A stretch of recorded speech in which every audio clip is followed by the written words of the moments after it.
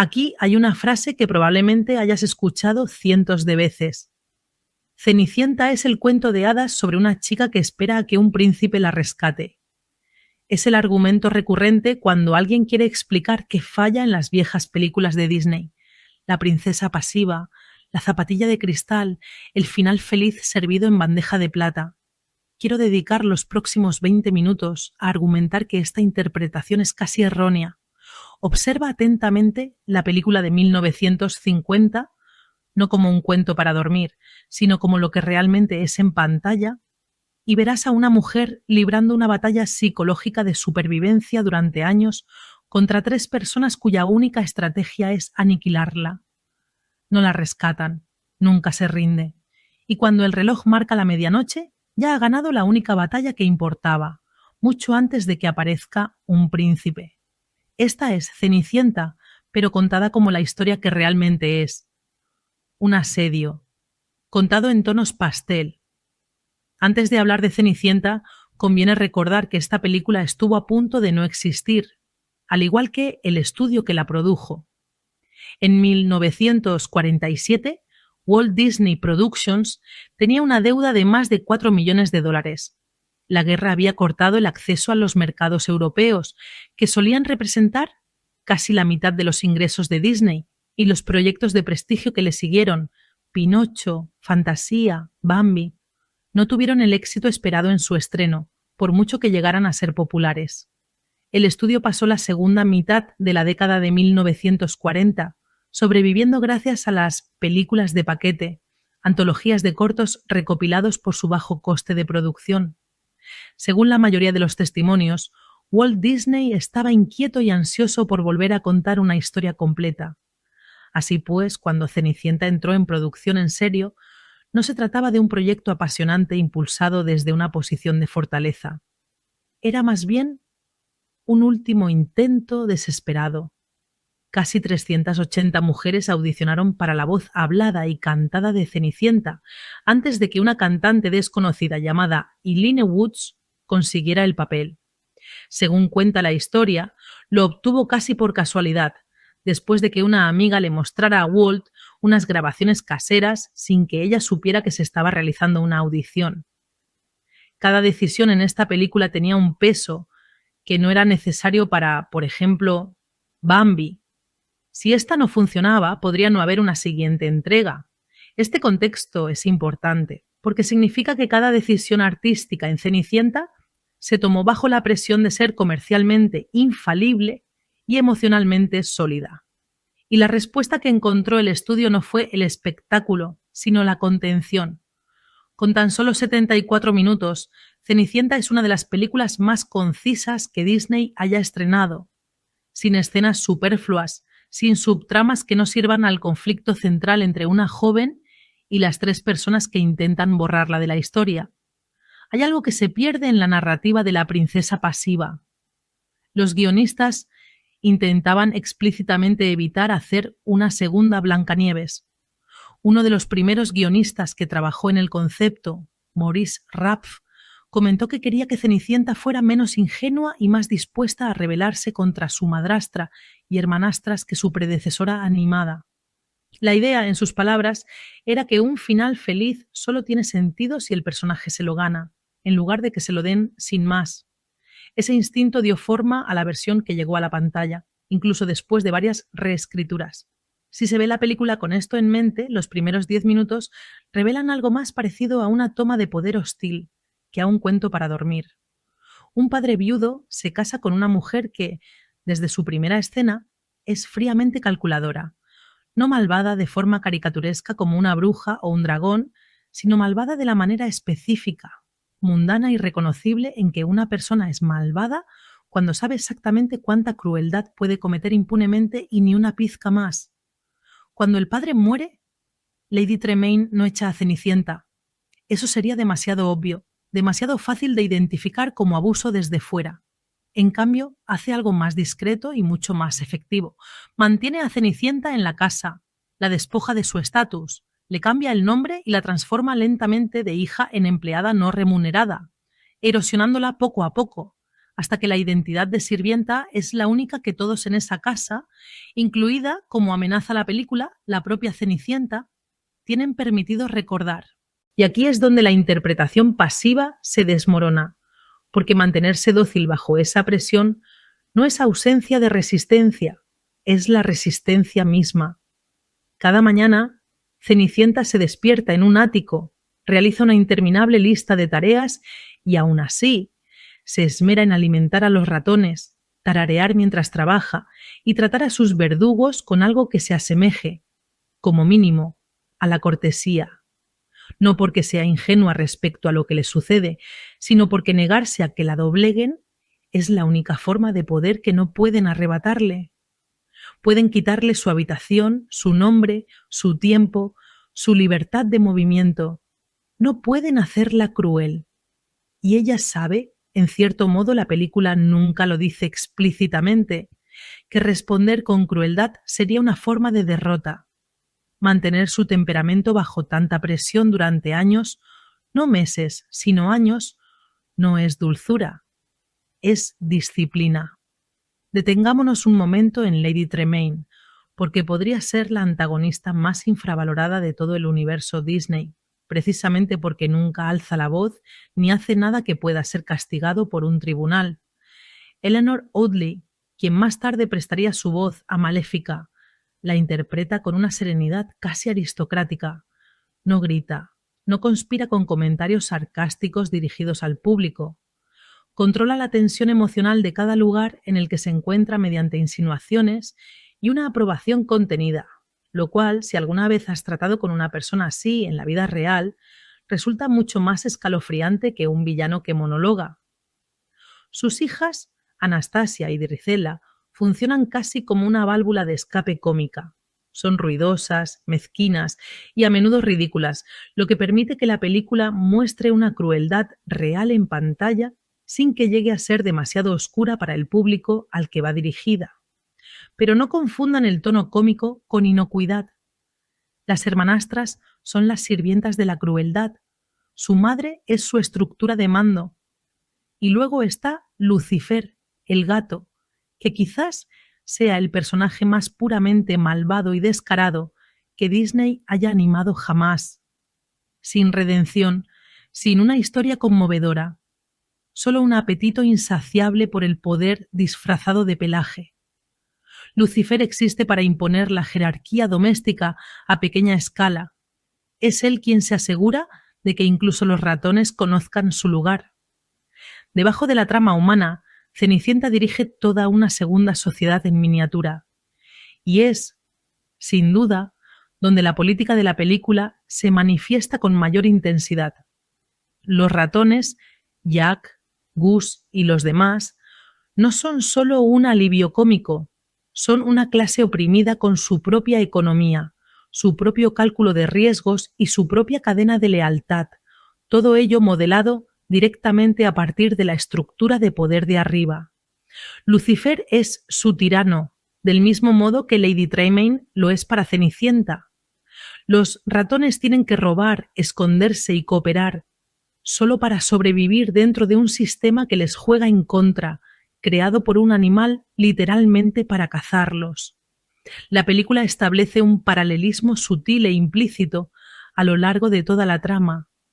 Cenicienta alimenta y viste a criaturas con incluso menos poder que ella, arriesgando su propia vida, simplemente porque así es ella cuando nadie la obliga a fingir bondad ante un público. Ese detalle tiene una importancia narrativa mayor de la que se le reconoce.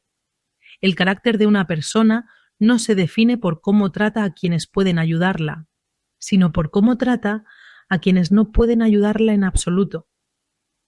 Cenicienta extiende su protección a Gus, Jack y al perro Bruno, justo en el momento de su vida en que tiene menos poder que ofrecer. No se trata de una broma secundaria sobre ratones cantantes. Piensen en la estructura real del final, despojada del adorno de cuento de hadas. Cenicienta posee pruebas que podrían cambiar su vida por completo. El hecho de haber estado en el baile, de haber bailado con el príncipe, de que cumple con un requisito físico específico. Su madrastra, al darse cuenta de esto, no discute ni protesta en voz alta. Simplemente la encierra en una habitación de la torre y se guarda la llave, eliminando discretamente a la única testigo que podría contradecir la historia que está a punto de contar. Eso no es lógica de cuento de hadas. Eso es una secuestradora destruyendo pruebas. Lo que sucede a continuación es una operación de rescate llevada a cabo por los más vulnerables, los ratones a quienes Cenicienta protegió durante toda la película. Ahora tienen que arrastrar físicamente una llave robada por una escalera mientras esquivan a un gato que, literalmente, es un sistema de seguridad interno. Es una secuencia tensa y sin diálogos, construida completamente a base de riesgos, obstáculos y un reloj que avanza a contrarreloj, y existe porque la película ha dedicado 70 minutos a establecer que la bondad crea aliados. Cenicienta no es rescatada por el príncipe en ningún momento de la película. Es rescatada por las mismas criaturas que eligió proteger, aunque hacerlo le costó caro. E incluso entonces, incluso una vez que esté libre, el final no se le entrega. Lady Tremaine hace tropezar al lacayo que lleva la zapatilla de cristal específicamente para destruir la última prueba física de quién es Cenicienta. Es Cenicienta quien da un paso adelante y saca la zapatilla a juego de su propio bolsillo, prueba que estuvo guardando en silencio todo el tiempo, sin que se lo pidieran. La historia no termina con un hombre que la identifica, termina cuando ella se identifica, en sus propios términos, con evidencia que mantuvo a salvo específicamente porque nunca creyó completamente la historia que su familia adoptiva le había estado contando sobre quién era ella.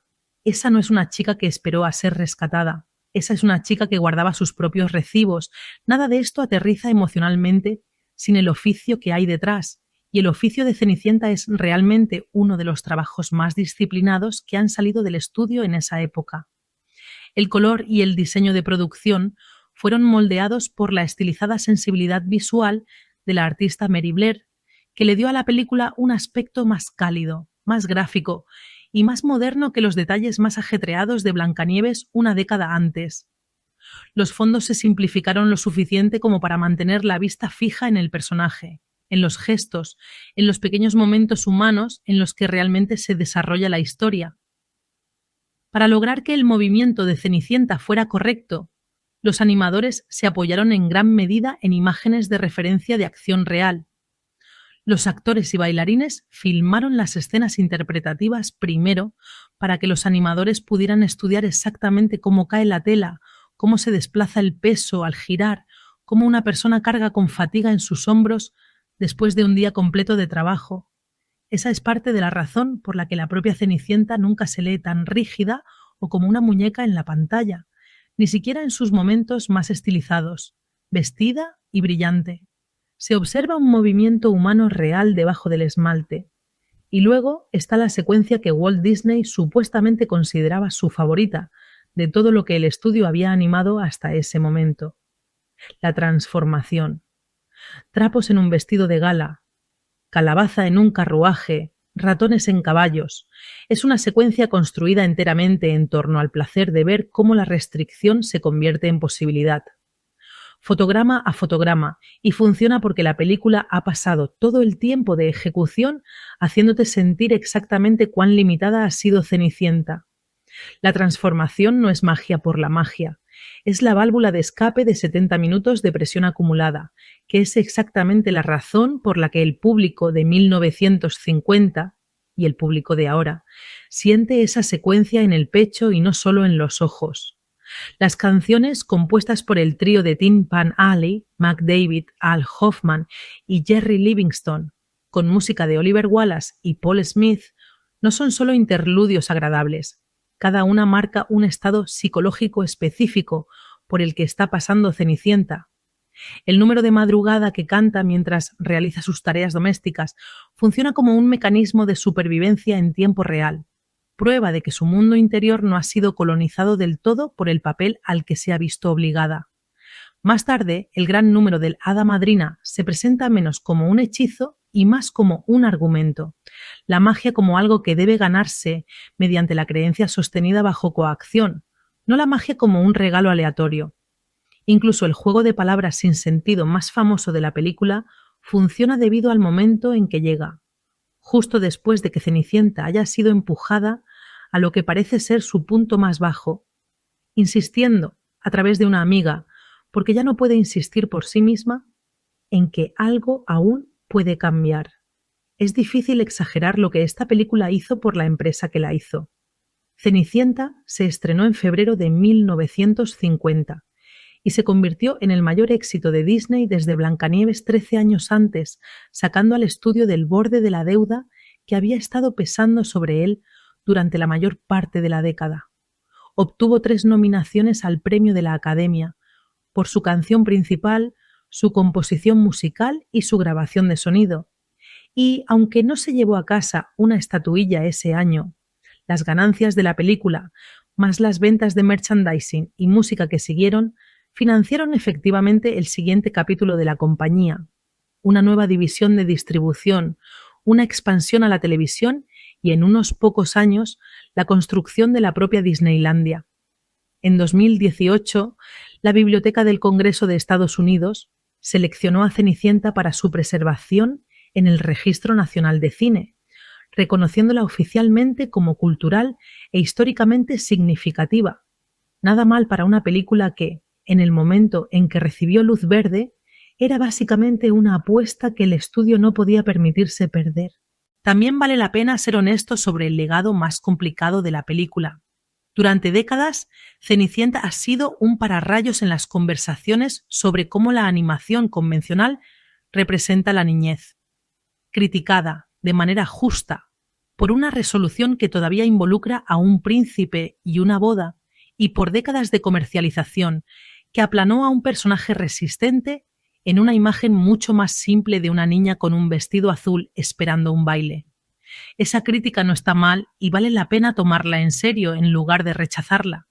Pero criticar lo que hizo el marketing con Cenicienta y criticar lo que la película de 1950 realmente muestra en pantalla son 2 conversaciones diferentes y con demasiada frecuencia se fusionan en una sola.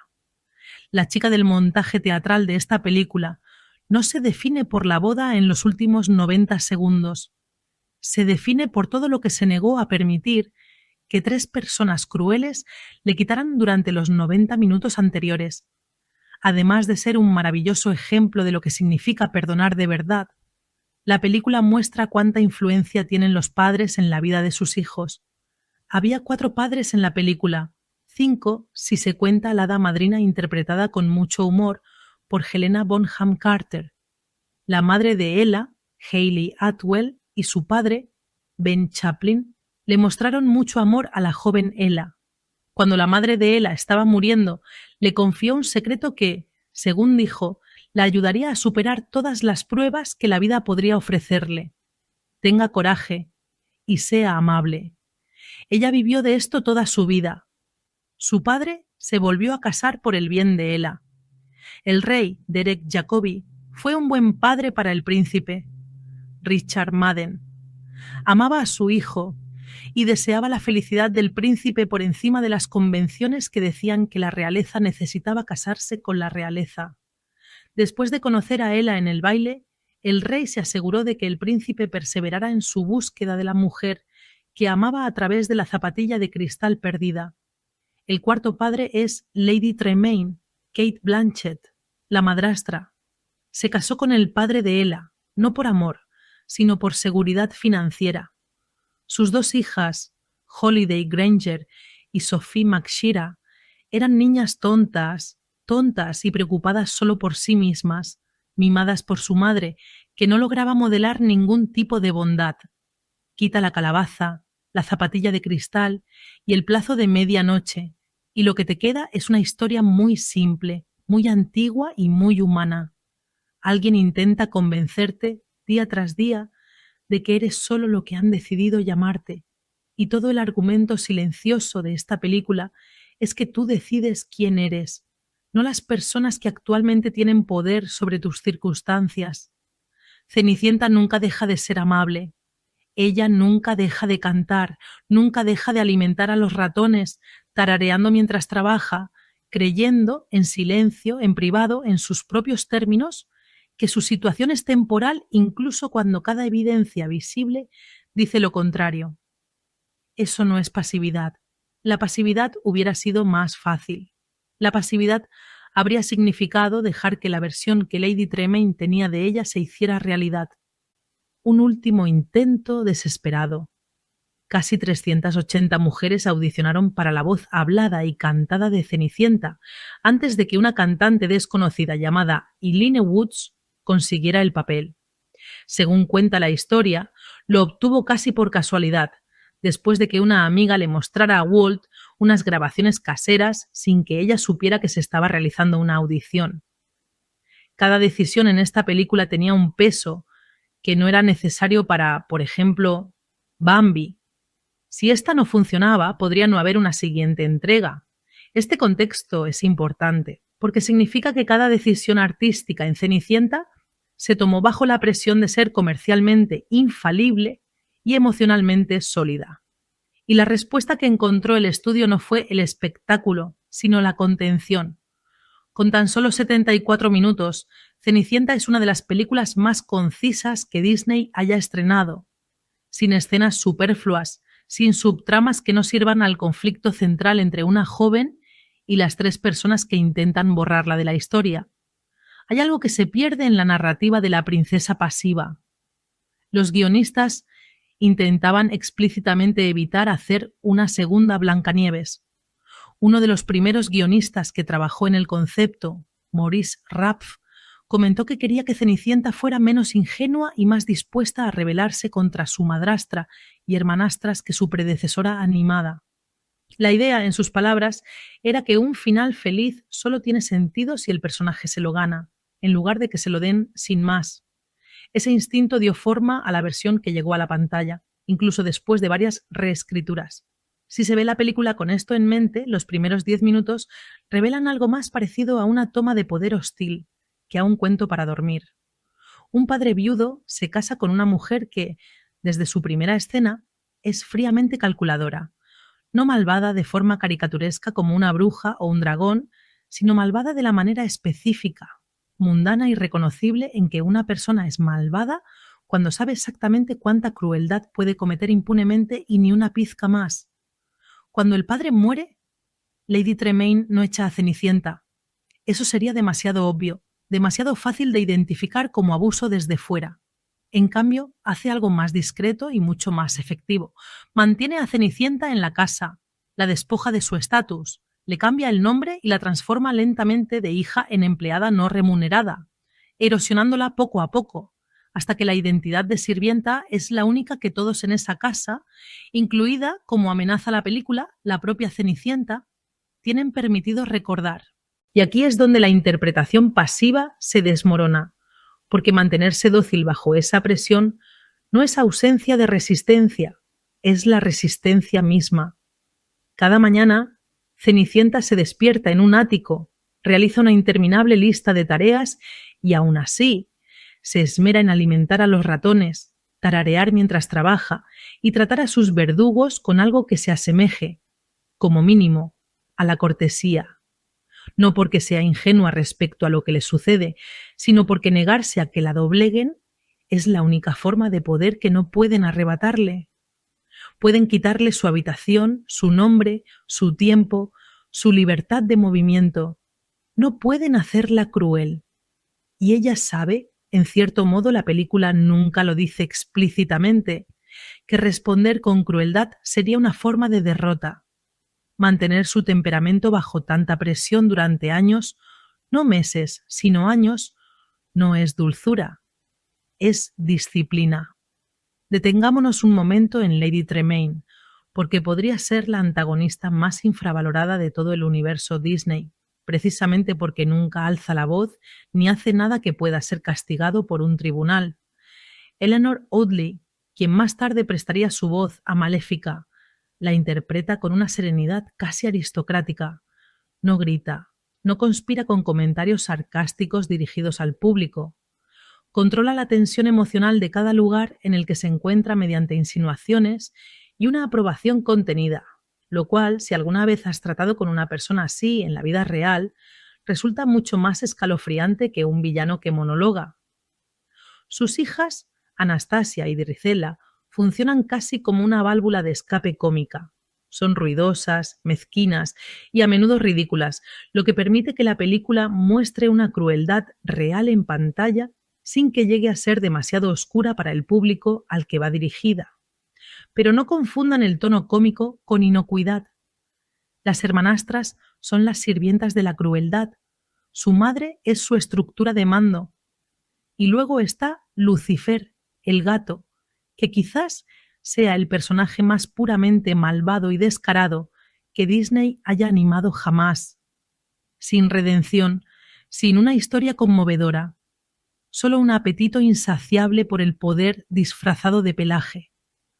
Lucifer existe para imponer la jerarquía doméstica a pequeña escala. Es él quien se asegura de que incluso los ratones conozcan su lugar. Debajo de la trama humana, Cenicienta dirige toda una segunda sociedad en miniatura. Y es, sin duda, donde la política de la película se manifiesta con mayor intensidad. Los ratones, Jack, Gus y los demás, no son solo un alivio cómico, son una clase oprimida con su propia economía, su propio cálculo de riesgos y su propia cadena de lealtad, todo ello modelado directamente a partir de la estructura de poder de arriba. Lucifer es su tirano, del mismo modo que Lady Tremaine lo es para Cenicienta.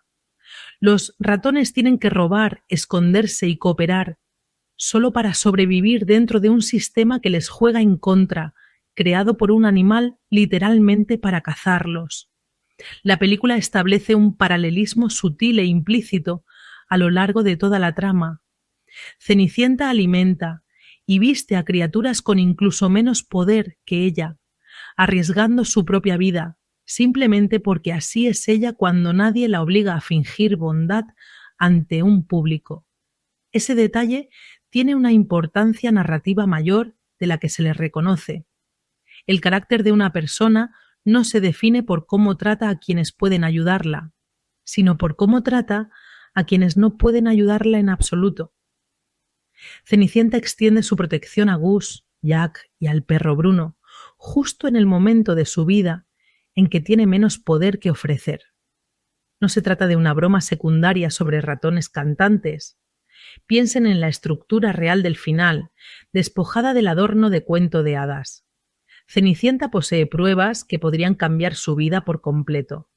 El hecho de haber estado en el baile, de haber bailado con el príncipe, de que cumple con un requisito físico específico. Su madrastra, al darse cuenta de esto, no discute ni protesta en voz alta. Simplemente la encierra en una habitación de la torre y se guarda la llave, eliminando discretamente a la única testigo que podría contradecir la historia que está a punto de contar. Eso no es lógica de cuento de hadas. Eso es una secuestradora destruyendo pruebas. Lo que sucede a continuación es una operación de rescate llevada a cabo por los más vulnerables, los ratones a quienes Cenicienta protegió durante toda la película. Ahora tienen que arrastrar físicamente una llave robada por una escalera mientras esquivan a un gato que, literalmente, es un sistema de seguridad interno. Es una secuencia tensa y sin diálogos, construida completamente a base de riesgos, obstáculos y un reloj que avanza a contrarreloj, y existe porque la película ha dedicado 70 minutos a establecer que la bondad crea aliados. Cenicienta no es rescatada por el príncipe en ningún momento de la película. Es rescatada por las mismas criaturas que eligió proteger, aunque hacerlo le costó caro. E incluso entonces, incluso una vez que esté libre, el final no se le entrega. Lady Tremaine hace tropezar al lacayo que lleva la zapatilla de cristal específicamente para destruir la última prueba física de quién es Cenicienta. Es Cenicienta quien da un paso adelante y saca la zapatilla a juego de su propio bolsillo, prueba que estuvo guardando en silencio todo el tiempo, sin que se lo pidieran. La historia no termina con un hombre que la identifica, termina cuando ella se identifica, en sus propios términos, con evidencia que mantuvo a salvo específicamente porque nunca creyó completamente la historia que su familia adoptiva le había estado contando sobre quién era ella. Esa no es una chica que esperó a ser rescatada. Esa es una chica que guardaba sus propios recibos. Nada de esto aterriza emocionalmente sin el oficio que hay detrás. Y el oficio de Cenicienta es realmente uno de los trabajos más disciplinados que han salido del estudio en esa época. El color y el diseño de producción fueron moldeados por la estilizada sensibilidad visual de la artista Mary Blair, que le dio a la película un aspecto más cálido, más gráfico y más moderno que los detalles más ajetreados de Blancanieves una década antes. Los fondos se simplificaron lo suficiente como para mantener la vista fija en el personaje, en los gestos, en los pequeños momentos humanos en los que realmente se desarrolla la historia. Para lograr que el movimiento de Cenicienta fuera correcto, los animadores se apoyaron en gran medida en imágenes de referencia de acción real. Los actores y bailarines filmaron las escenas interpretativas primero para que los animadores pudieran estudiar exactamente cómo cae la tela, cómo se desplaza el peso al girar, cómo una persona carga con fatiga en sus hombros después de un día completo de trabajo. Esa es parte de la razón por la que la propia Cenicienta nunca se lee tan rígida o como una muñeca en la pantalla, ni siquiera en sus momentos más estilizados, vestida y brillante. Se observa un movimiento humano real debajo del esmalte. Y luego está la secuencia que Walt Disney supuestamente consideraba su favorita de todo lo que el estudio había animado hasta ese momento. La transformación. Trapos en un vestido de gala, calabaza en un carruaje, ratones en caballos. Es una secuencia construida enteramente en torno al placer de ver cómo la restricción se convierte en posibilidad. Fotograma a fotograma, y funciona porque la película ha pasado todo el tiempo de ejecución haciéndote sentir exactamente cuán limitada ha sido Cenicienta. La transformación no es magia por la magia, es la válvula de escape de 70 minutos de presión acumulada, que es exactamente la razón por la que el público de 1950 y el público de ahora siente esa secuencia en el pecho y no solo en los ojos. Las canciones compuestas por el trío de Tin Pan Alley, Mac David, Al Hoffman y Jerry Livingston, con música de Oliver Wallace y Paul Smith, no son solo interludios agradables. Cada una marca un estado psicológico específico por el que está pasando Cenicienta. El número de madrugada que canta mientras realiza sus tareas domésticas funciona como un mecanismo de supervivencia en tiempo real, prueba de que su mundo interior no ha sido colonizado del todo por el papel al que se ha visto obligada. Más tarde, el gran número del Hada Madrina se presenta menos como un hechizo y más como un argumento. La magia como algo que debe ganarse mediante la creencia sostenida bajo coacción, no la magia como un regalo aleatorio. Incluso el juego de palabras sin sentido más famoso de la película funciona debido al momento en que llega, justo después de que Cenicienta haya sido empujada a lo que parece ser su punto más bajo, insistiendo, a través de una amiga, porque ya no puede insistir por sí misma, en que algo aún puede cambiar. Es difícil exagerar lo que esta película hizo por la empresa que la hizo. Cenicienta se estrenó en febrero de 1950 y se convirtió en el mayor éxito de Disney desde Blancanieves 13 años antes, sacando al estudio del borde de la deuda que había estado pesando sobre él durante la mayor parte de la década. Obtuvo 3 nominaciones al Premio de la Academia por su canción principal, su composición musical y su grabación de sonido. Y, aunque no se llevó a casa una estatuilla ese año, las ganancias de la película, más las ventas de merchandising y música que siguieron, financiaron efectivamente el siguiente capítulo de la compañía, una nueva división de distribución, una expansión a la televisión y, en unos pocos años, la construcción de la propia Disneylandia. En 2018, la Biblioteca del Congreso de Estados Unidos seleccionó a Cenicienta para su preservación en el Registro Nacional de Cine, reconociéndola oficialmente como cultural e históricamente significativa.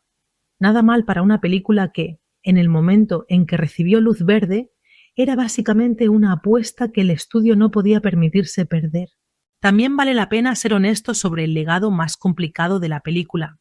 Durante décadas, Cenicienta ha sido un pararrayos en las conversaciones sobre cómo la animación convencional representa la niñez, criticada de manera justa por una resolución que todavía involucra a un príncipe y una boda, y por décadas de comercialización que aplanó a un personaje resistente en una imagen mucho más simple de una niña con un vestido azul esperando un baile.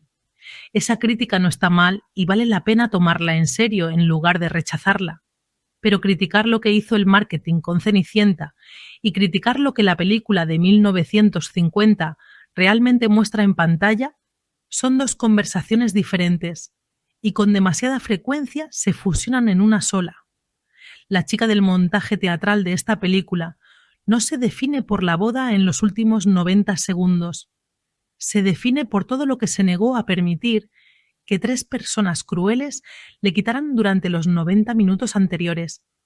Además de ser un maravilloso ejemplo de lo que significa perdonar de verdad, la película muestra cuánta influencia tienen los padres en la vida de sus hijos. Había 4 padres en la película, 5 si se cuenta a la hada madrina interpretada con mucho humor por Helena Bonham Carter. La madre de Ella, Hayley Atwell, y su padre, Ben Chaplin, le mostraron mucho amor a la joven Ella. Cuando la madre de Ella estaba muriendo, le confió un secreto que, según dijo, la ayudaría a superar todas las pruebas que la vida podría ofrecerle. Tenga coraje y sea amable. Ella vivió de esto toda su vida. Su padre se volvió a casar por el bien de Ella. El rey, Derek Jacobi, fue un buen padre para el príncipe. Richard Madden amaba a su hijo y deseaba la felicidad del príncipe por encima de las convenciones que decían que la realeza necesitaba casarse con la realeza. Después de conocer a Ella en el baile, el rey se aseguró de que el príncipe perseverara en su búsqueda de la mujer que amaba a través de la zapatilla de cristal perdida. El cuarto padre es Lady Tremaine, Kate Blanchett, la madrastra. Se casó con el padre de Ella, no por amor, sino por seguridad financiera.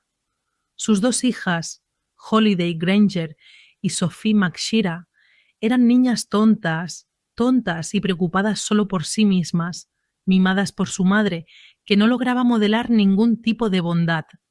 Quita la calabaza, la zapatilla de cristal y el plazo de medianoche, y lo que te queda es una historia muy simple, muy antigua y muy humana. Alguien intenta convencerte, día tras día, de que eres solo lo que han decidido llamarte, y todo el argumento silencioso de esta película es que tú decides quién eres, no las personas que actualmente tienen poder sobre tus circunstancias. Cenicienta nunca deja de ser amable. Ella nunca deja de cantar, nunca deja de alimentar a los ratones, tarareando mientras trabaja, creyendo, en silencio, en privado, en sus propios términos, que su situación es temporal incluso cuando cada evidencia visible dice lo contrario. Eso no es pasividad. La pasividad hubiera sido más fácil. La pasividad habría significado dejar que la versión que Lady Tremaine tenía de ella se hiciera realidad. Un último intento desesperado. Casi 380 mujeres audicionaron para la voz hablada y cantada de Cenicienta antes de que una cantante desconocida llamada Eileen Woods consiguiera el papel. Según cuenta la historia, lo obtuvo casi por casualidad, después de que una amiga le mostrara a Walt unas grabaciones caseras sin que ella supiera que se estaba realizando una audición. Cada decisión en esta película tenía un peso que no era necesario para, por ejemplo, Bambi. Si esta no funcionaba, podría no haber una siguiente entrega.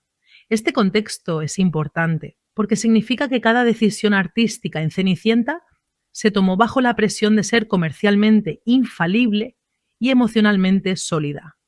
Y la respuesta que encontró el estudio no fue el espectáculo, sino la contención.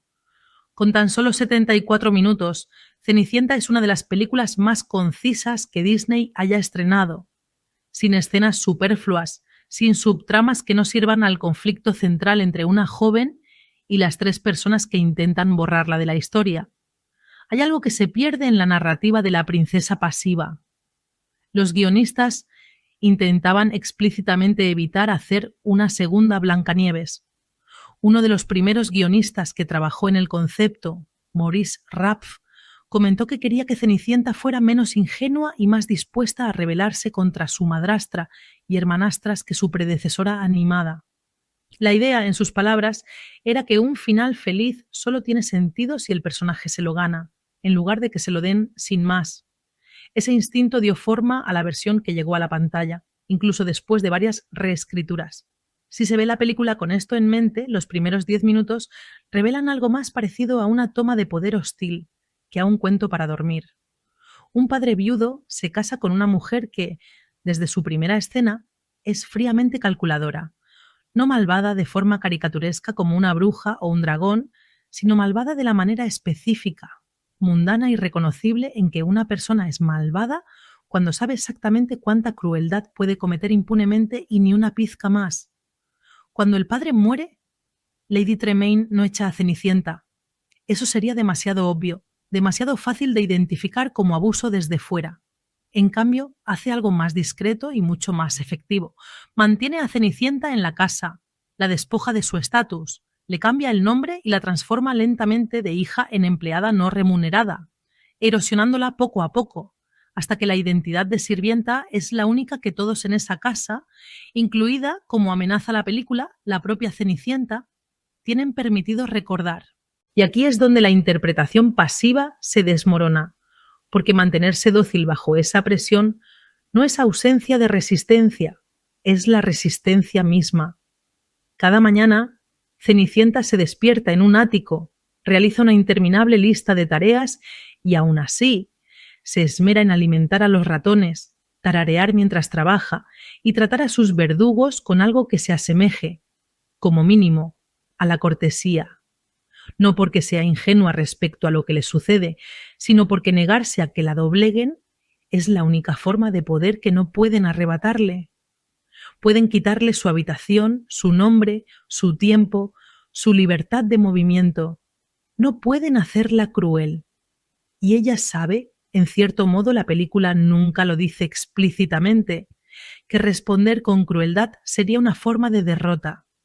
Mantener su temperamento bajo tanta presión durante años, no meses, sino años, no es dulzura, es disciplina. Detengámonos un momento en Lady Tremaine, porque podría ser la antagonista más infravalorada de todo el universo Disney, precisamente porque nunca alza la voz ni hace nada que pueda ser castigado por un tribunal. Eleanor Audley, quien más tarde prestaría su voz a Maléfica, la interpreta con una serenidad casi aristocrática. No grita, no conspira con comentarios sarcásticos dirigidos al público. Controla la tensión emocional de cada lugar en el que se encuentra mediante insinuaciones y una aprobación contenida, lo cual, si alguna vez has tratado con una persona así en la vida real, resulta mucho más escalofriante que un villano que monologa. Sus hijas, Anastasia y Drizella, funcionan casi como una válvula de escape cómica. Son ruidosas, mezquinas y a menudo ridículas, lo que permite que la película muestre una crueldad real en pantalla sin que llegue a ser demasiado oscura para el público al que va dirigida. Pero no confundan el tono cómico con inocuidad. Las hermanastras son las sirvientas de la crueldad. Su madre es su estructura de mando. Y luego está Lucifer, el gato, que quizás sea el personaje más puramente malvado y descarado que Disney haya animado jamás. Sin redención, sin una historia conmovedora, solo un apetito insaciable por el poder disfrazado de pelaje. Lucifer existe para imponer la jerarquía doméstica a pequeña escala. Es él quien se asegura de que incluso los ratones conozcan su lugar. Debajo de la trama humana, Cenicienta dirige toda una segunda sociedad en miniatura. Y es, sin duda, donde la política de la película se manifiesta con mayor intensidad. Los ratones, Jack, Gus y los demás, no son solo un alivio cómico, son una clase oprimida con su propia economía, su propio cálculo de riesgos y su propia cadena de lealtad, todo ello modelado directamente a partir de la estructura de poder de arriba. Lucifer es su tirano, del mismo modo que Lady Tremaine lo es para Cenicienta.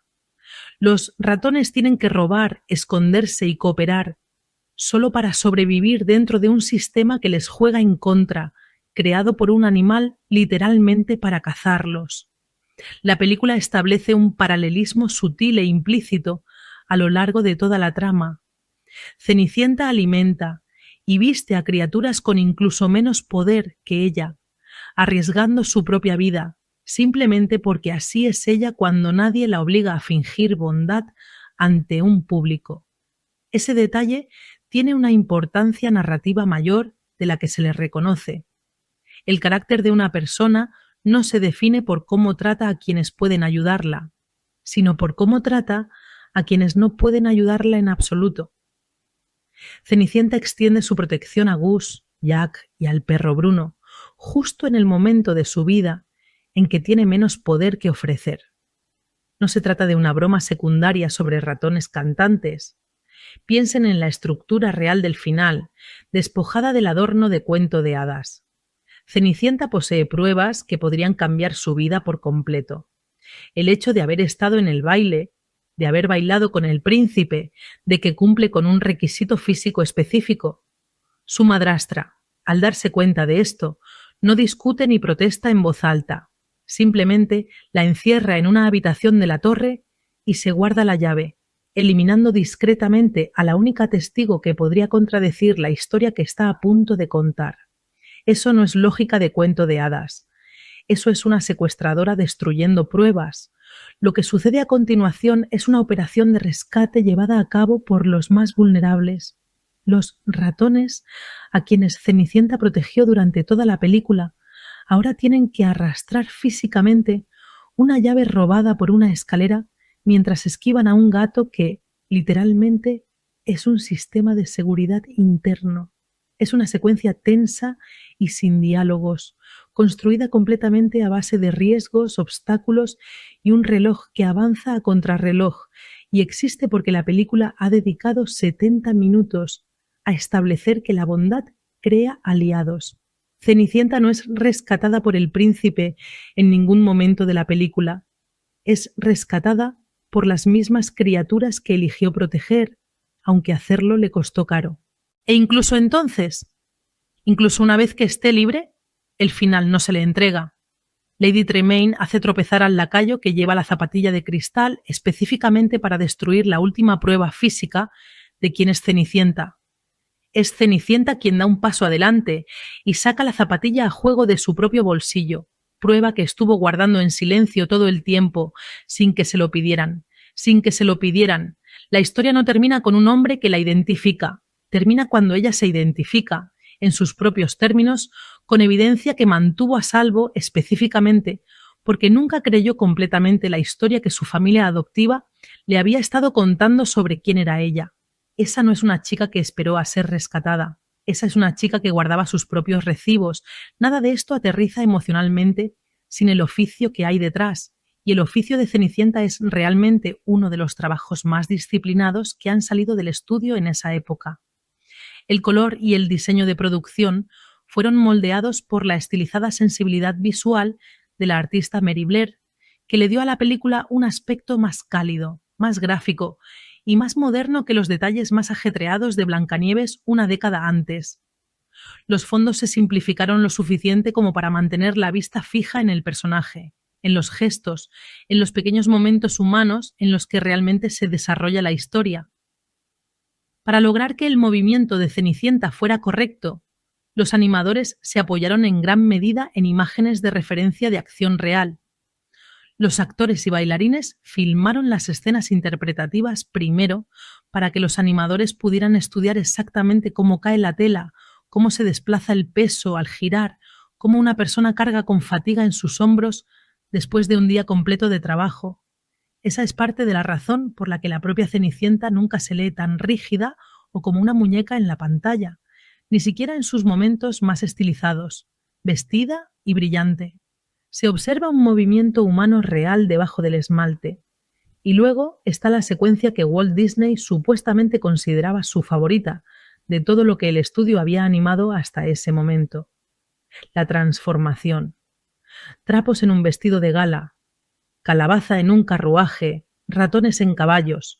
Es una secuencia construida enteramente en torno al placer de ver cómo la restricción se convierte en posibilidad.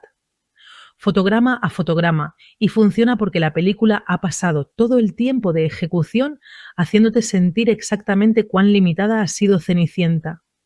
La transformación no es magia por la magia, es la válvula de escape de 70 minutos de presión acumulada, que es exactamente la razón por la que el público de 1950 y el público de ahora siente esa secuencia en el pecho y no solo en los ojos. Las canciones compuestas por el trío de Tin Pan Alley, Mac David, Al Hoffman y Jerry Livingston, con música de Oliver Wallace y Paul Smith, no son solo interludios agradables. Cada una marca un estado psicológico específico por el que está pasando Cenicienta. El número de madrugada que canta mientras realiza sus tareas domésticas funciona como un mecanismo de supervivencia en tiempo real, prueba de que su mundo interior no ha sido colonizado del todo por el papel al que se ha visto obligada. Más tarde, el gran número del Hada Madrina se presenta menos como un hechizo y más como un argumento, la magia como algo que debe ganarse mediante la creencia sostenida bajo coacción, no la magia como un regalo aleatorio. Incluso el juego de palabras sin sentido más famoso de la película funciona debido al momento en que llega, justo después de que Cenicienta haya sido empujada a lo que parece ser su punto más bajo, insistiendo, a través de una amiga, porque ya no puede insistir por sí misma, en que algo aún puede cambiar. Es difícil exagerar lo que esta película hizo por la empresa que la hizo. Cenicienta se estrenó en febrero de 1950 y se convirtió en el mayor éxito de Disney desde Blancanieves 13 años antes, sacando al estudio del borde de la deuda que había estado pesando sobre él durante la mayor parte de la década. Obtuvo 3 nominaciones al Premio de la Academia, por su canción principal, su composición musical y su grabación de sonido. Y, aunque no se llevó a casa una estatuilla ese año, las ganancias de la película, más las ventas de merchandising y música que siguieron, financiaron efectivamente el siguiente capítulo de la compañía, una nueva división de distribución, una expansión a la televisión y, en unos pocos años, la construcción de la propia Disneylandia. En 2018, la Biblioteca del Congreso de Estados Unidos seleccionó a Cenicienta para su preservación en el Registro Nacional de Cine, reconociéndola oficialmente como cultural e históricamente significativa. Nada mal para una película que, en el momento en que recibió luz verde, era básicamente una apuesta que el estudio no podía permitirse perder. También vale la pena ser honesto sobre el legado más complicado de la película. Durante décadas, Cenicienta ha sido un pararrayos en las conversaciones sobre cómo la animación convencional representa la niñez. Criticada, de manera justa, por una resolución que todavía involucra a un príncipe y una boda, y por décadas de comercialización que aplanó a un personaje resistente en una imagen mucho más simple de una niña con un vestido azul esperando un baile. Esa crítica no está mal y vale la pena tomarla en serio en lugar de rechazarla. Pero criticar lo que hizo el marketing con Cenicienta y criticar lo que la película de 1950 realmente muestra en pantalla son 2 conversaciones diferentes y con demasiada frecuencia se fusionan en una sola. La chica del montaje teatral de esta película no se define por la boda en los últimos 90 segundos. Se define por todo lo que se negó a permitir que 3 personas crueles le quitaran durante los 90 minutos anteriores. Además de ser un maravilloso ejemplo de lo que significa perdonar de verdad, la película muestra cuánta influencia tienen los padres en la vida de sus hijos. Había 4 padres en la película, 5 si se cuenta a la hada madrina interpretada con mucho humor por Helena Bonham Carter. La madre de Ella, Hayley Atwell, y su padre, Ben Chaplin, le mostraron mucho amor a la joven Ella. Cuando la madre de Ella estaba muriendo, le confió un secreto que, según dijo, la ayudaría a superar todas las pruebas que la vida podría ofrecerle. Tenga coraje y sea amable. Ella vivió de esto toda su vida. Su padre se volvió a casar por el bien de Ella. El rey, Derek Jacobi, fue un buen padre para el príncipe, Richard Madden. Amaba a su hijo y deseaba la felicidad del príncipe por encima de las convenciones que decían que la realeza necesitaba casarse con la realeza. Después de conocer a Ela en el baile, el rey se aseguró de que el príncipe perseverara en su búsqueda de la mujer que amaba a través de la zapatilla de cristal perdida. El cuarto padre es Lady Tremaine, Kate Blanchett, la madrastra. Se casó con el padre de Ela, no por amor, sino por seguridad financiera. Sus dos hijas, Holiday Granger y Sophie McShira, eran niñas tontas y preocupadas solo por sí mismas, mimadas por su madre, que no lograba modelar ningún tipo de bondad. Quita la calabaza, la zapatilla de cristal y el plazo de medianoche, y lo que te queda es una historia muy simple, muy antigua y muy humana. Alguien intenta convencerte, día tras día, de que eres solo lo que han decidido llamarte, y todo el argumento silencioso de esta película es que tú decides quién eres, no las personas que actualmente tienen poder sobre tus circunstancias. Cenicienta nunca deja de ser amable. Ella nunca deja de cantar, nunca deja de alimentar a los ratones, tarareando mientras trabaja, creyendo, en silencio, en privado, en sus propios términos, que su situación es temporal incluso cuando cada evidencia visible dice lo contrario. Eso no es pasividad. La pasividad hubiera sido más fácil. La pasividad habría significado dejar que la versión que Lady Tremaine tenía de ella se hiciera realidad. Un último intento desesperado. Casi 380 mujeres audicionaron para la voz hablada y cantada de Cenicienta antes de que una cantante desconocida llamada Eileen Woods consiguiera el papel. Según cuenta la historia, lo obtuvo casi por casualidad, después de que una amiga le mostrara a Walt unas grabaciones caseras sin que ella supiera que se estaba realizando una audición. Cada decisión en esta película tenía un peso que no era necesario para, por ejemplo, Bambi. Si esta no funcionaba, podría no haber una siguiente entrega. Este contexto es importante, porque significa que cada decisión artística en Cenicienta se tomó bajo la presión de ser comercialmente infalible y emocionalmente sólida. Y la respuesta que encontró el estudio no fue el espectáculo, sino la contención. Con tan solo 74 minutos, Cenicienta es una de las películas más concisas que Disney haya estrenado, sin escenas superfluas, sin subtramas que no sirvan al conflicto central entre una joven y las tres personas que intentan borrarla de la historia. Hay algo que se pierde en la narrativa de la princesa pasiva. Los guionistas intentaban explícitamente evitar hacer una segunda Blancanieves. Uno de los primeros guionistas que trabajó en el concepto, Maurice Rapf, comentó que quería que Cenicienta fuera menos ingenua y más dispuesta a rebelarse contra su madrastra y hermanastras que su predecesora animada. La idea, en sus palabras, era que un final feliz solo tiene sentido si el personaje se lo gana, en lugar de que se lo den sin más. Ese instinto dio forma a la versión que llegó a la pantalla, incluso después de varias reescrituras. Si se ve la película con esto en mente, los primeros 10 minutos revelan algo más parecido a una toma de poder hostil que a un cuento para dormir.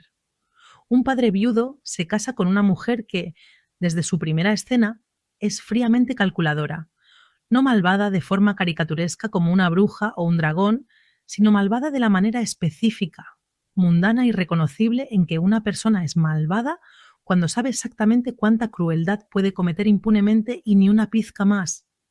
Cuando el padre muere, Lady Tremaine no echa a Cenicienta. Eso sería demasiado obvio, demasiado fácil de identificar como abuso desde fuera.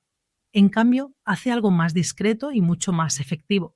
Mantiene a Cenicienta en la casa, la despoja de su estatus, le cambia el nombre y la transforma lentamente de hija en empleada no remunerada, erosionándola poco a poco, hasta que la identidad de sirvienta es la única que todos en esa casa, incluida, como amenaza la película, la propia Cenicienta, tienen permitido recordar. Y aquí es donde la interpretación pasiva se desmorona, porque mantenerse dócil bajo esa presión no es ausencia de resistencia, es la resistencia misma. Cada mañana, Cenicienta se despierta en un ático, realiza una interminable lista de tareas y aún así se esmera en alimentar a los ratones, tararear mientras trabaja y tratar a sus verdugos con algo que se asemeje, como mínimo, a la cortesía. No porque sea ingenua respecto a lo que le sucede, sino porque negarse a que la dobleguen es la única forma de poder que no pueden arrebatarle. Pueden quitarle su habitación, su nombre, su tiempo, su libertad de movimiento. No pueden hacerla cruel. Y ella sabe, en cierto modo la película nunca lo dice explícitamente, que responder con crueldad sería una forma de derrota. Mantener su temperamento bajo tanta presión durante años, no meses, sino años, no es dulzura, es disciplina. Detengámonos un momento en Lady Tremaine, porque podría ser la antagonista más infravalorada de todo el universo Disney, precisamente porque nunca alza la voz ni hace nada que pueda ser castigado por un tribunal. Eleanor Audley, quien más tarde prestaría su voz a Maléfica, la interpreta con una serenidad casi aristocrática. No grita, no conspira con comentarios sarcásticos dirigidos al público. Controla la tensión emocional de cada lugar en el que se encuentra mediante insinuaciones y una aprobación contenida, lo cual, si alguna vez has tratado con una persona así en la vida real, resulta mucho más escalofriante que un villano que monologa. Sus hijas, Anastasia y Drizella, funcionan casi como una válvula de escape cómica. Son ruidosas, mezquinas y a menudo ridículas, lo que permite que la película muestre una crueldad real en pantalla sin que llegue a ser demasiado oscura para el público al que va dirigida. Pero no confundan el tono cómico con inocuidad. Las hermanastras son las sirvientas de la crueldad. Su madre es su estructura de mando. Y luego está Lucifer, el gato, que quizás sea el personaje más puramente malvado y descarado que Disney haya animado jamás. Sin redención, sin una historia conmovedora, solo un apetito insaciable por el poder disfrazado de pelaje. Lucifer existe para imponer la jerarquía doméstica a pequeña escala. Es él quien se asegura de que incluso los ratones conozcan su lugar. Debajo de la trama humana, Cenicienta dirige toda una segunda sociedad en miniatura. Y es, sin duda, donde la política de la película se manifiesta con mayor intensidad. Los ratones, Jack, Gus y los demás, no son solo un alivio cómico, son una clase oprimida con su propia economía, su propio cálculo de riesgos y su propia cadena de lealtad, todo ello modelado directamente a partir de la estructura de poder de arriba. Lucifer es su tirano, del mismo modo que Lady Tremaine lo es para Cenicienta. Los ratones tienen que robar, esconderse y cooperar, solo para sobrevivir dentro de un sistema que les juega en contra, creado por un animal literalmente para cazarlos. La película establece un paralelismo sutil e implícito a lo largo de toda la trama. Cenicienta alimenta y viste a criaturas con incluso menos poder que ella, arriesgando su propia vida, simplemente porque así es ella cuando nadie la obliga a fingir bondad ante un público. Ese detalle tiene una importancia narrativa mayor de la que se le reconoce. El carácter de una persona no se define por cómo trata a quienes pueden ayudarla, sino por cómo trata a quienes no pueden ayudarla en absoluto. Cenicienta extiende su protección a Gus, Jack y al perro Bruno, justo en el momento de su vida en que tiene menos poder que ofrecer. No se trata de una broma secundaria sobre ratones cantantes. Piensen en la estructura real del final, despojada del adorno de cuento de hadas. Cenicienta posee pruebas que podrían cambiar su vida por completo. El hecho de haber estado en el baile, de haber bailado con el príncipe, de que cumple con un requisito físico específico. Su madrastra, al darse cuenta de esto, no discute ni protesta en voz alta, simplemente la encierra en una habitación de la torre y se guarda la llave, eliminando discretamente a la única testigo que podría contradecir la historia que está a punto de contar. Eso no es lógica de cuento de hadas. Eso es una secuestradora destruyendo pruebas. Lo que sucede a continuación es una operación de rescate llevada a cabo por los más vulnerables, los ratones a quienes Cenicienta protegió durante toda la película, Ahora tienen que arrastrar físicamente una llave robada por una escalera mientras esquivan a un gato que, literalmente, es un sistema de seguridad interno. Es una secuencia tensa y sin diálogos, construida completamente a base de riesgos, obstáculos y un reloj que avanza a contrarreloj, y existe porque la película ha dedicado 70 minutos a establecer que la bondad crea aliados. Cenicienta no es rescatada por el príncipe en ningún momento de la película. Es rescatada por las mismas criaturas que eligió proteger, aunque hacerlo le costó caro. E incluso entonces, incluso una vez que esté libre, el final no se le entrega. Lady Tremaine hace tropezar al lacayo que lleva la zapatilla de cristal específicamente para destruir la última prueba física de quién es Cenicienta. Es Cenicienta quien da un paso adelante y saca la zapatilla a juego de su propio bolsillo, prueba que estuvo guardando en silencio todo el tiempo, sin que se lo pidieran. La historia no termina con un hombre que la identifica, termina cuando ella se identifica, en sus propios términos, con evidencia que mantuvo a salvo específicamente porque nunca creyó completamente la historia que su familia adoptiva le había estado contando sobre quién era ella. Esa no es una chica que esperó a ser rescatada. Esa es una chica que guardaba sus propios recibos. Nada de esto aterriza emocionalmente sin el oficio que hay detrás. Y el oficio de Cenicienta es realmente uno de los trabajos más disciplinados que han salido del estudio en esa época. El color y el diseño de producción fueron moldeados por la estilizada sensibilidad visual de la artista Mary Blair, que le dio a la película un aspecto más cálido, más gráfico y más moderno que los detalles más ajetreados de Blancanieves una década antes. Los fondos se simplificaron lo suficiente como para mantener la vista fija en el personaje, en los gestos, en los pequeños momentos humanos en los que realmente se desarrolla la historia. Para lograr que el movimiento de Cenicienta fuera correcto, los animadores se apoyaron en gran medida en imágenes de referencia de acción real.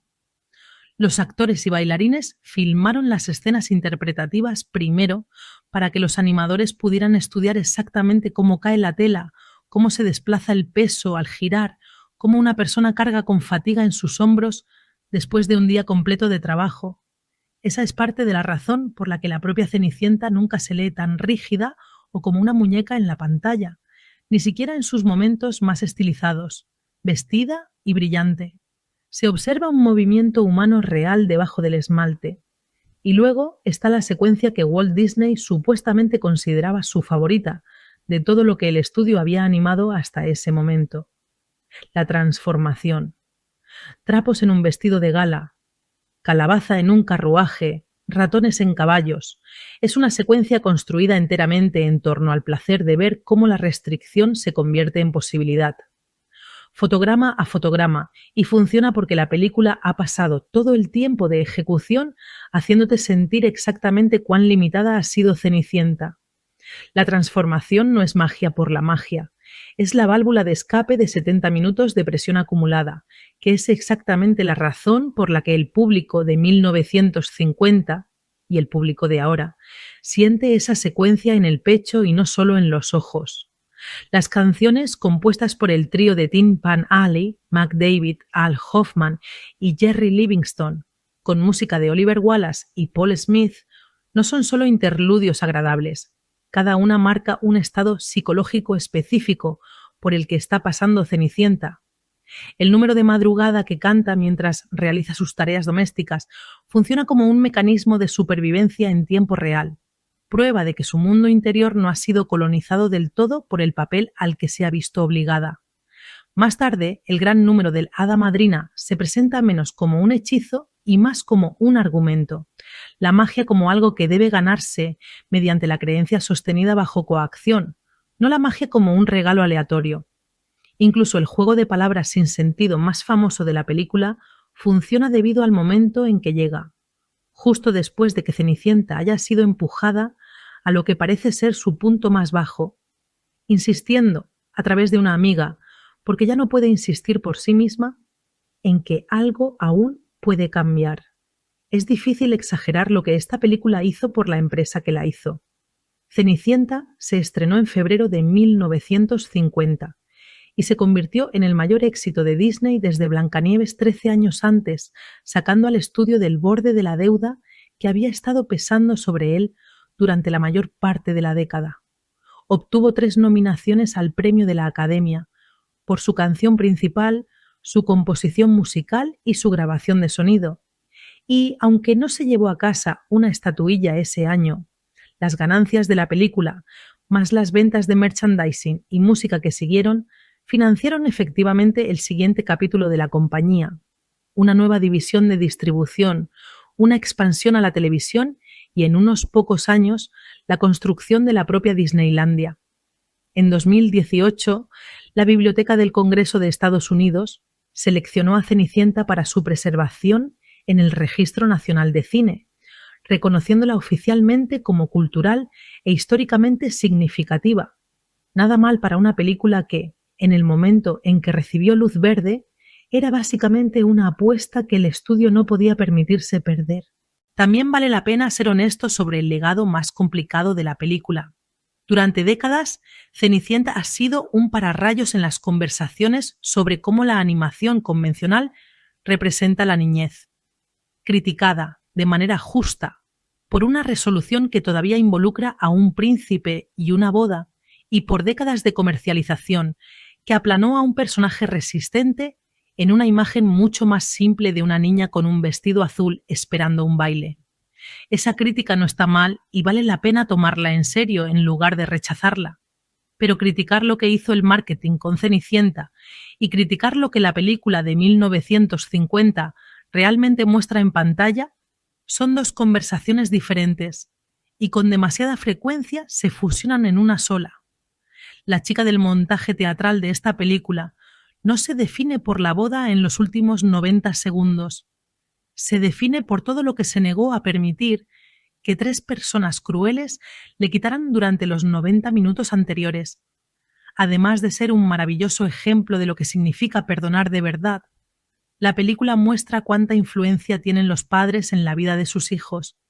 Había 4 padres en la película, 5 si se cuenta la hada madrina interpretada con mucho humor por Helena Bonham Carter. La madre de Ella, Hayley Atwell, y su padre, Ben Chaplin, le mostraron mucho amor a la joven Ella. Cuando la madre de Ella estaba muriendo, le confió un secreto que, según dijo, la ayudaría a superar todas las pruebas que la vida podría ofrecerle. Tenga coraje y sea amable. Ella vivió de esto toda su vida. Su padre se volvió a casar por el bien de Ella. El rey, Derek Jacobi, fue un buen padre para el príncipe. Richard Madden amaba a su hijo y deseaba la felicidad del príncipe por encima de las convenciones que decían que la realeza necesitaba casarse con la realeza. Después de conocer a Ella en el baile, el rey se aseguró de que el príncipe perseverara en su búsqueda de la mujer que amaba a través de la zapatilla de cristal perdida. El cuarto padre es Lady Tremaine, Kate Blanchett, la madrastra. Se casó con el padre de Ella, no por amor, sino por seguridad financiera. Sus 2 hijas, Holiday Granger y Sophie McShira, eran niñas tontas y preocupadas solo por sí mismas, mimadas por su madre, que no lograba modelar ningún tipo de bondad. Quita la calabaza, la zapatilla de cristal y el plazo de medianoche, y lo que te queda es una historia muy simple, muy antigua y muy humana. Alguien intenta convencerte, día tras día, de que eres solo lo que han decidido llamarte, y todo el argumento silencioso de esta película es que tú decides quién eres, no las personas que actualmente tienen poder sobre tus circunstancias. Cenicienta nunca deja de ser amable. Ella nunca deja de cantar, nunca deja de alimentar a los ratones, tarareando mientras trabaja, creyendo, en silencio, en privado, en sus propios términos, que su situación es temporal incluso cuando cada evidencia visible dice lo contrario. Eso no es pasividad. La pasividad hubiera sido más fácil. La pasividad habría significado dejar que la versión que Lady Tremaine tenía de ella se hiciera realidad. Es realmente uno de los trabajos más disciplinados que han salido del estudio en esa época. El color y el diseño de producción fueron moldeados por la estilizada sensibilidad visual de la artista Mary Blair, que le dio a la película un aspecto más cálido, más gráfico y más moderno que los detalles más ajetreados de Blancanieves una década antes. Los fondos se simplificaron lo suficiente como para mantener la vista fija en el personaje, en los gestos, en los pequeños momentos humanos en los que realmente se desarrolla la historia. Para lograr que el movimiento de Cenicienta fuera correcto, los animadores se apoyaron en gran medida en imágenes de referencia de acción real. Los actores y bailarines filmaron las escenas interpretativas primero para que los animadores pudieran estudiar exactamente cómo cae la tela, cómo se desplaza el peso al girar, cómo una persona carga con fatiga en sus hombros después de un día completo de trabajo. Esa es parte de la razón por la que la propia Cenicienta nunca se lee tan rígida o como una muñeca en la pantalla, ni siquiera en sus momentos más estilizados, vestida y brillante. Se observa un movimiento humano real debajo del esmalte. Y luego está la secuencia que Walt Disney supuestamente consideraba su favorita de todo lo que el estudio había animado hasta ese momento. La transformación. Trapos en un vestido de gala, calabaza en un carruaje, ratones en caballos. Es una secuencia construida enteramente en torno al placer de ver cómo la restricción se convierte en posibilidad. Fotograma a fotograma, y funciona porque la película ha pasado todo el tiempo de ejecución haciéndote sentir exactamente cuán limitada ha sido Cenicienta. La transformación no es magia por la magia, es la válvula de escape de 70 minutos de presión acumulada, que es exactamente la razón por la que el público de 1950 y el público de ahora siente esa secuencia en el pecho y no solo en los ojos. Las canciones compuestas por el trío de Tin Pan Alley, Mac David, Al Hoffman y Jerry Livingston, con música de Oliver Wallace y Paul Smith, no son solo interludios agradables. Cada una marca un estado psicológico específico por el que está pasando Cenicienta. El número de madrugada que canta mientras realiza sus tareas domésticas funciona como un mecanismo de supervivencia en tiempo real, prueba de que su mundo interior no ha sido colonizado del todo por el papel al que se ha visto obligada. Más tarde, el gran número del Hada Madrina se presenta menos como un hechizo y más como un argumento.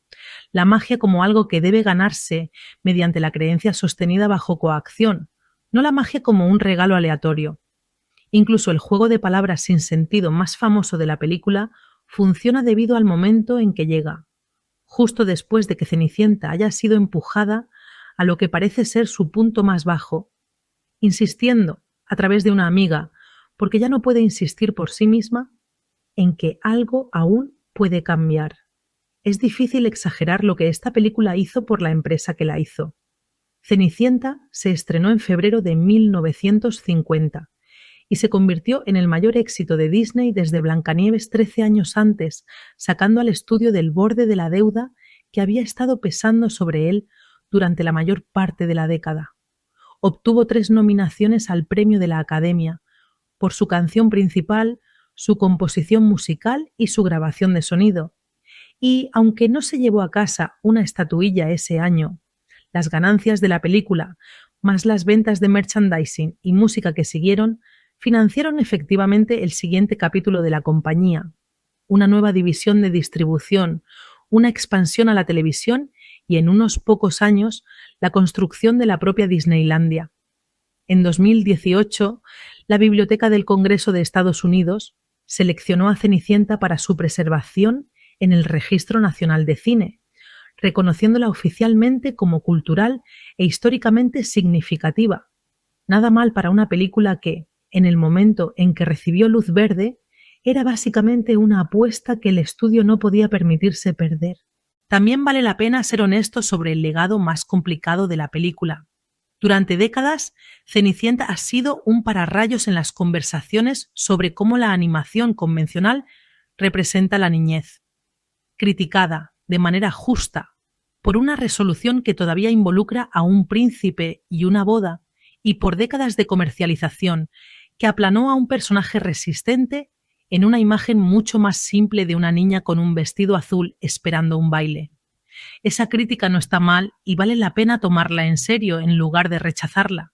Pero criticar lo que hizo el marketing con Cenicienta y criticar lo que la película de 1950 realmente muestra en pantalla son dos conversaciones diferentes y con demasiada frecuencia se fusionan en una sola. La chica del montaje teatral de esta película no se define por la boda en los últimos 90 segundos. Se define por todo lo que se negó a permitir que 3 personas crueles le quitaran durante los 90 minutos anteriores. Además de ser un maravilloso ejemplo de lo que significa perdonar de verdad, la película muestra cuánta influencia tienen los padres en la vida de sus hijos. Había 4 padres en la película, 5 si se cuenta a la hada madrina interpretada con mucho humor por Helena Bonham Carter, la madre de Ella, Hayley Atwell, y su padre, Ben Chaplin, le mostraron mucho amor a la joven Ella. Cuando la madre de Ella estaba muriendo, le confió un secreto que, según dijo, la ayudaría a superar todas las pruebas que la vida podría ofrecerle. Tenga coraje y sea amable. Ella vivió de esto toda su vida. Su padre se volvió a casar por el bien de Ella. El rey, Derek Jacobi, fue un buen padre para el príncipe. Richard Madden amaba a su hijo y deseaba la felicidad del príncipe por encima de las convenciones que decían que la realeza necesitaba casarse con la realeza. Después de conocer a Ella en el baile, el rey se aseguró de que el príncipe perseverara en su búsqueda de la mujer que amaba a través de la zapatilla de cristal perdida. El cuarto padre es Lady Tremaine, Kate Blanchett, la madrastra. Se casó con el padre de Ella, no por amor, sino por seguridad financiera. Sus 2 hijas, Holiday Granger y Sophie McShira, eran niñas tontas y preocupadas solo por sí mismas, mimadas por su madre, que no lograba modelar ningún tipo de bondad. Quita la calabaza, la zapatilla de cristal y el plazo de medianoche, y lo que te queda es una historia muy simple, muy antigua y muy humana. Alguien intenta convencerte, día tras día, de que eres solo lo que han decidido llamarte, y todo el argumento silencioso de esta película es que tú decides quién eres, no las personas que actualmente tienen poder sobre tus circunstancias. Cenicienta nunca deja de ser amable. Ella nunca deja de cantar, nunca deja de alimentar a los ratones, tarareando mientras trabaja, creyendo, en silencio, en privado, en sus propios términos, que su situación es temporal incluso cuando cada evidencia visible dice lo contrario. Eso no es pasividad. La pasividad hubiera sido más fácil. La pasividad habría significado dejar que la versión que Lady Tremaine tenía de ella se hiciera realidad.